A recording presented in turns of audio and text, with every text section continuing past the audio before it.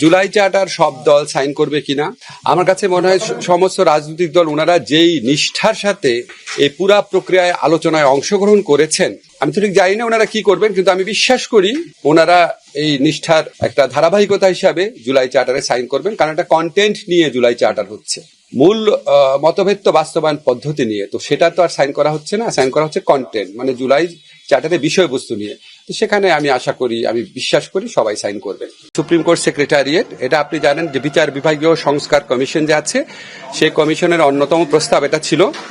আমাদের মাননীয় প্রধান বিচারপতি উনারও নিজেরও এটা সংস্কার ভাবনার মধ্যে আছে। আমরা এই লক্ষ্যে অনেক দূর কাজ করেছি।